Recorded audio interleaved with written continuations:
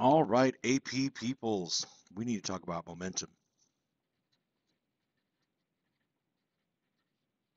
Um, so we've basically lightly introduced momentum, and then we talked about the center of mass. And so this momentum is the motion of the center of mass. Momentum is actually what Isaac Newton was talking about when he did his second law. Newton's second law, F net equals m times a. Well, he didn't really write it this way. He actually wrote it as m times the derivative of v with respect to time. And everybody knows that mass stays constant in all cases, right? Well, no, not necessarily. The mass of something might actually change. So if you sweep the mass into here, what you have is derivative of the quantity m times v with respect to time. And so this quantity m times v is something that is staying constant if there's no force. In fact, let me write this down. F net equals the derivative of the quantity m times v with respect to time. So a derivative with time derivative means the change as time goes on. So if there's no force, there's no change in this quantity m times v. This quantity m times v will be conserved. But if you do have a force, then you'll be able to alter this quantity m times v. And so after Newton's time, that quantity m times v was given a name, and it was called momentum. And momentum is abbreviated with the letter p, and it is simply the product of mass and velocity. Momentum is a vector because it has a direction. Now, mass doesn't have a direction, but velocity has a direction. So the direction of velocity is the direction of the momentum. It's not difficult. Now, in one dimension, that would mean that the velocity has a sign plus or minus, and we have to be careful to include it. In two or more dimensions, it means we might have to use vector techniques to componentize and treat x, y, and possibly z directions separately. So that will come up at some point. Momentum itself is a conserved quantity, which means in a closed system,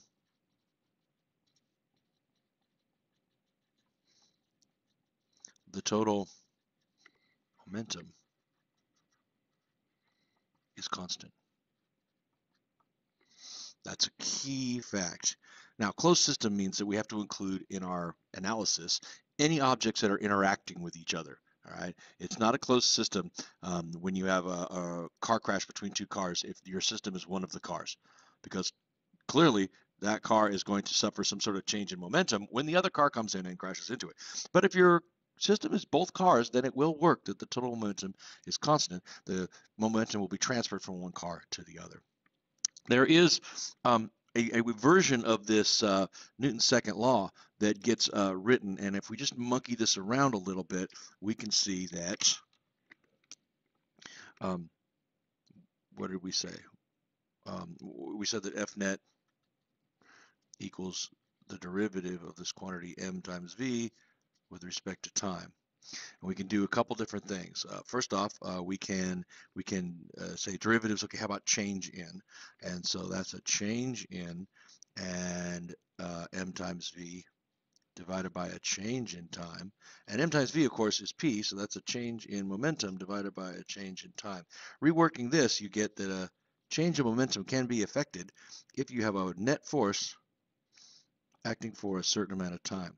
This is the impulse momentum theorem.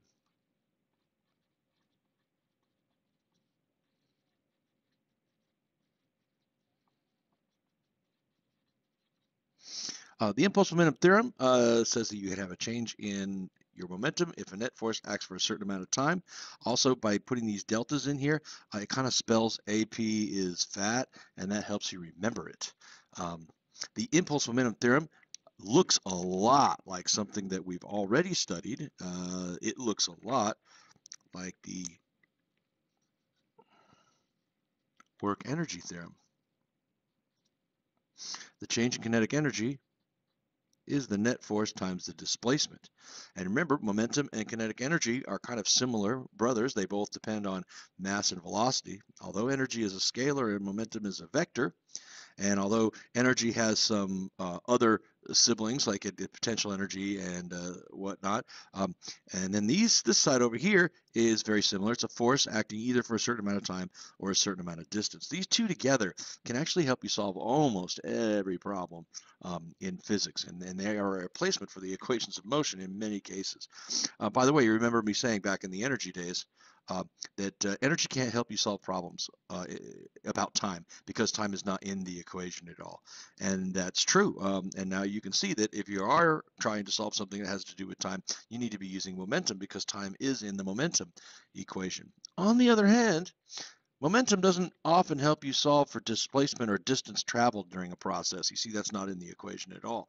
So this is what you would use. So these two tools work in harmony together to help you solve problems without having to revert to the equations of motion. Okay, so what it comes down to now is how to solve problems. And the biggest types of problems that are solved by momentum are problems involving collisions.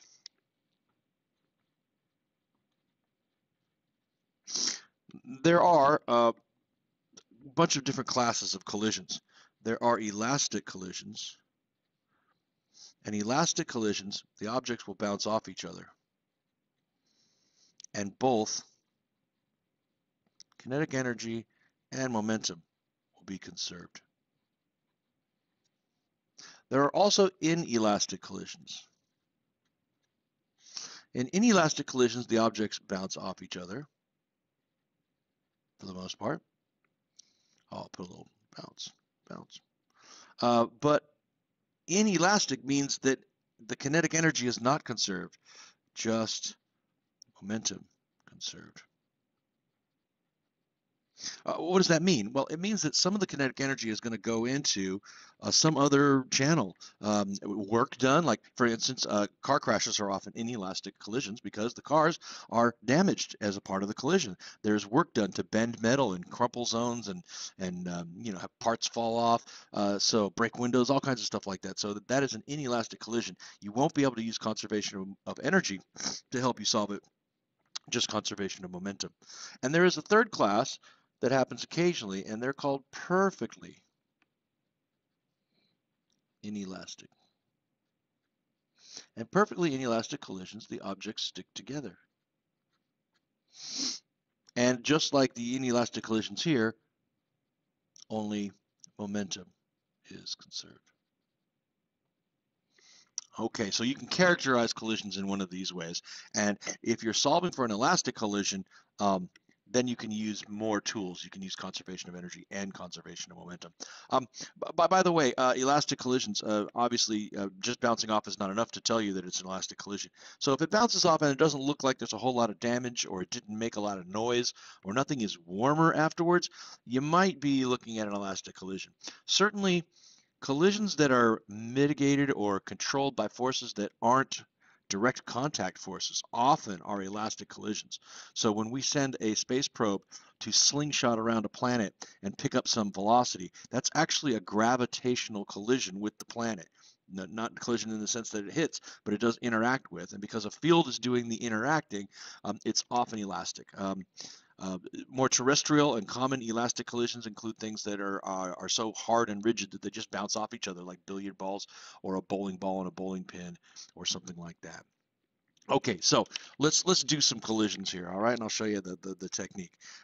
Let's start with a perfectly inelastic collision. Let's go to the rail yard and let's smack some boxcars into each other. Here's a boxcar that has a mass of 1,000. And it's moving with a velocity of 3 meters per second. And then there's another boxcar here, and it also has a mass of 1,000. Let's say that's the unloaded mass of a boxcar, but it has no velocity.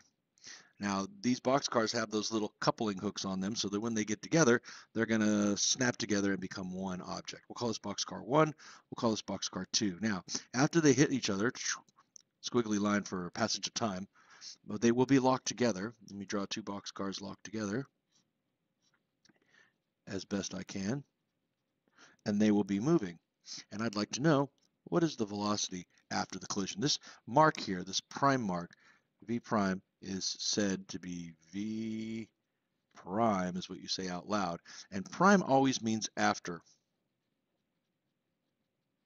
It's a way of denoting things that are true after the collision, because we have velocities and masses before and after, and we don't want to become confused. Now, the way I recommend that you do this is you utilize this little line here that you drew to indicate the passage of time, and you write P total on this side, the equal sign under the line, and P total prime on this side. Remember, prime means after. That means the momentum before the collision is equal to the momentum after. And tot reminds you that you have to include both objects. So let's make that explicit. The momentum of car 1 plus the momentum of car 2 equals the momentum of car, let's call that car 1, 2, and we'll put a prime. Nothing could make it more clear that that's after the collision. Now, each of these momenta need to be replaced with a mass times a velocity. m1v1 plus m2v2 equals, now we have m1 plus m2 times v prime. All right, let's get the numbers into this thing. 1,000 times 3 plus 1,000 times 0 equals 2,000 times v prime. All right, so when you get better at this, you'll realize when something's not moving, you don't even need to include its momentum. It has no momentum. But we're just letting the math and the process show us that that was the case. This is going to be 0. So 3,000 equals 2,000 v prime, or 3 over 2 equals v prime equals 1.5 meters per second. And I imagine that some of you could have seen that coming. This thing has a speed of 3, and it has equal mass, so when it snaps to that thing and the mass doubles, then the velocity will have to cut down in half in order to preserve the conservation of momentum, and that's exactly what the math has told us. Okay, you can do this. You can play reindeer games all day long with this stuff, and we will do some homework where you will play some reindeer games. Let's talk about one or two more examples. Let's do two more examples, okay? One more example. Let's just do something you shouldn't do at a rail yard. Let's have 2 rail cars. This is the 1,000 rail car traveling at 3 meters per second, and it is going to be coming towards another rail car that is a 2,000 rail car. This one is moving at -2 meters per second. In other words, 2 meters per second to the left. All right, this is not something you should really do. This is the impact between these two. The impulse that will happen when these two hit is going to be very large. But just asking the question, what happens? We can do that with conservation of momentum. Many of you probably can see what's going to happen, that the momentum of this one is about 3,000 to the right, and the momentum of this one is about 4,000 to the left. So probably we're going to have the two cars moving to the left afterwards, but it's not really clear what the velocity is going to be. And let me draw the two cars stuck together.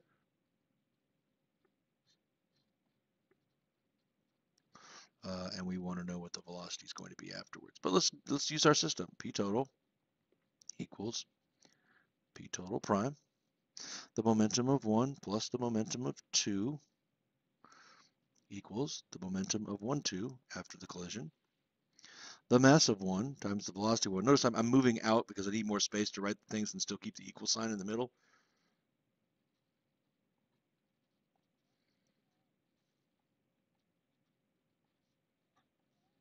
Okay, now putting the numbers in. 1,000 times +3 plus 2,000 times -2 equals 3,000 times v prime. 3,000 minus 4,000 equals 3,000 v prime, minus 1,000 equals 3,000 v prime. So minus 1/3 equals v prime equals minus 0.33 repeating meters per second. So when these snicky snack together, they will be moving to the left, but at a very small velocity. There's not much leftover momentum, excess momentum to the left from the second car to do this. All right, the last one I want to do, and I know I'm getting close to my 20-minute limit, but there's just so much you can do with this.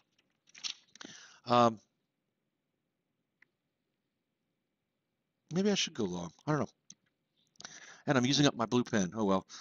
Is a problem called recoil. In fact, I am using my blue pen too much. I have lots of these black pens. We'll use the black pen. And recoil is a very special kind of collision problem. In fact, it's a perfectly inelastic collision in reverse. And so let's draw a picture of a gun. I know this is like serious artist impersonation of a gun. And let's make this gun, mass of the gun be 2 kilograms. That's about 4.5 pounds of gun. And inside the gun is a single bullet, and the mass of the bullet is going to be 0.02 kilograms. That's about 20 grams. I don't know if that's about right, but it's much smaller. And those two are sitting together on the table, perfectly inert, perfectly stationary, not moving whatsoever relative to each other. So all right here would be equals 0. Then you look away and someone reaches in with a pencil and pulls the trigger of the gun, and the gun, oh, it's getting worse, will now be moving backwards this way, and the bullet will be moving this way. I need to know what is the velocity of the gun afterwards. If the velocity of the bullet afterwards is something like 400 meters per second, which I think is a reasonable pistol speed, but I could be wrong. We could look these things up. The internet is a wonderful place.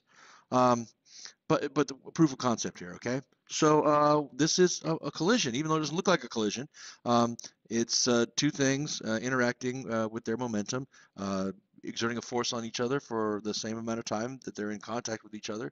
And you know what's nice about this? We don't even need to know how gunpowder works. This still works. So the momentum total beforehand equals the momentum total afterwards. And let's save ourselves some time here, folks. Nothing is moving in this first picture. Not the gun, not the bullet, nothing. So the whole momentum in the before picture is 0. Afterwards, well, we need the momentum of the gun afterwards plus the momentum of the bullet afterwards.